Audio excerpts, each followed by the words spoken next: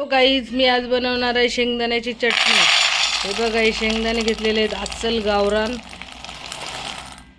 तर आता मी याला छानपैकी भाजून घेणार आहे आणि बनवणार आहे तोंडी लावण्यासाठी शेंगदाण्याची चटणी, एकदम स्वादिष्ट अशी। तर चला बघूया त्याची रेसिपी। कढई घेतलेली आहे मी, ती आता गरम झाली। त्यामध्ये हे शेंगदाणे घालून घ्यायचे आणि बारीक गॅसवर याला छान भाजून घ्यायचं, एकदम मस्त गवळ गवळ भाजायचं।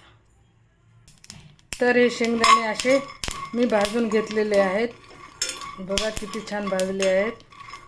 तर याला आता आपण एक 10 मिनिट थंड करून घेऊया। तर मी बनवते शेंगदाण्याची चटणी। तर आपण सगळ्यात अगोदर शेंगदाणे घेतलेले आहेत। आता याच्यामध्ये टाकणार आहेत 1 चमच जिरे, 4-5 लसणाच्या पाकळ्या,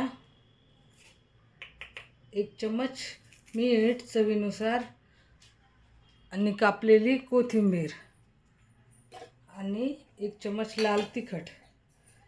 तिखट आपल्या आवडीनुसार घ्यायचं, तिखट हवं असेल तर तिखट घ्या।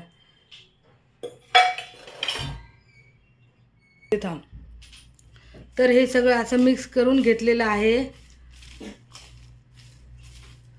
मस्त। तर आता आपण याला छान असं कुटून घेणार आहोत।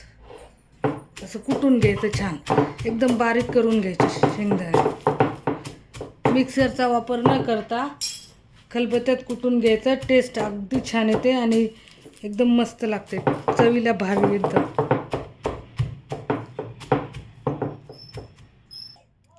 तर ही शेंगदाण्याची चटणी कुटून तयार आहे।